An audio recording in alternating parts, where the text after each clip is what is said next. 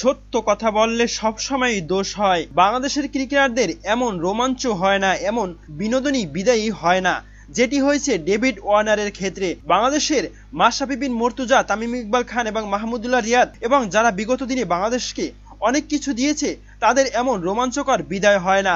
এটি সবচেয়ে খারাপ লাগে বাংলাদেশ ক্রিকেট বোর্ড বিসিবির উপরে, এবং তাদের এই জন্যই আমার চোখে খারাপ লাগে। আপনাদের চোখে কেমন লাগে সেটা জানাবেন। ডেভিড ওয়ার্নার রোমাঞ্চকর আর বিনোদনদায়ী এক ক্রিকেটারের প্রস্থান, আর এভাবেই তাকে রোমাঞ্চের মাধ্যমে ক্রিকেট বিশ্বে বিদায় জানালো টিম অস্ট্রেলিয়া, আর মাঠ ছেড়ে দিল তার জন্য। পুরো মাঠ যেন এক বিনোদন কেন্দ্রে উপস্থাপিত হলো। বিস্তারিত থাকছে প্রতিবেদনে। পাকিস্তানের বিপক্ষে দলকে জয়ের খুব কাছে পৌঁছে দিয়ে যখন তিনি মাঠ ছাড়ছিলেন সিডনি ক্রিকেট গ্রাউন্ডে, এসিজি দর্শকেরা তখন উঠে দাঁড়িয়ে করতালি দিয়ে বিদায় জানালেন ইতিহাসে অন্যতম সেরা এই ওপেনারকে। দুই হাত উঁচিয়ে বিদায়ী শুভেচ্ছার জবাব দিলেন কিংবদন্তি। 2011 সালের ডিসেম্বরে যে দারুণ এক অভিযাত্রার শুরু হয়েছিল, তার সমাপ্তি ঘটল আজ।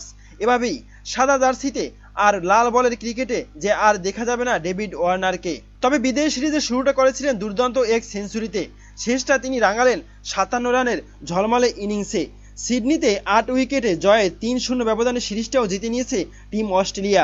এমন ঝলমলে বিদায়েও নিজের আবেগ ধরে রাখতে পারেননি ওয়ার্নার। ম্যাচ শেষে সতীর্থ দর্শকরা তো বটেই, পাকিস্তান ক্রিকেট দলও বিদায়ী শুভেচ্ছা জানিয়েছেন ওয়ার্নারকে।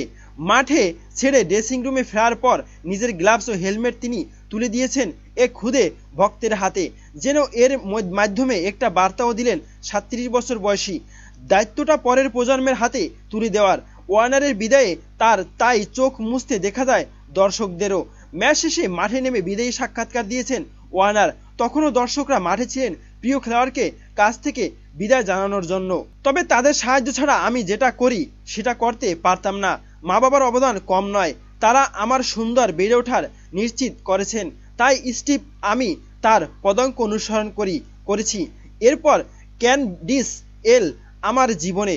আমার পরিবারটা দারুণ, তাদের সঙ্গে প্রতিটা মুহূর্ত আমি উপভোগ করি, তাদের অমৃত ভালোবাসা, এবং আমি এটা নিয়ে বেশি কথা বলবো না, আবেগতাড়িত হয়ে পড়ব। তবে ক্যান্ডিসকে ধন্যবাদ, সে আমার জন্য যা করেছে। তুমি আমার জগৎ। সতীর্থদের যখন মাঠে নামতে দেখবেন তখন কি আবেগ ছুঁয়ে যাবে না? ওয়ার্নারকে উত্তর দিতে গিয়ে কোথায় যেন একটা টান অনুভব করলেন ওয়ার্নার। আমার মনে হয় যখন তাদের মাঠে নামতে দেখব কিন্তু আমি খেলবো না, তখন একটু আবেগতাড়িত হব। তবে যেটা বলছি, এই দলটা দারুণ।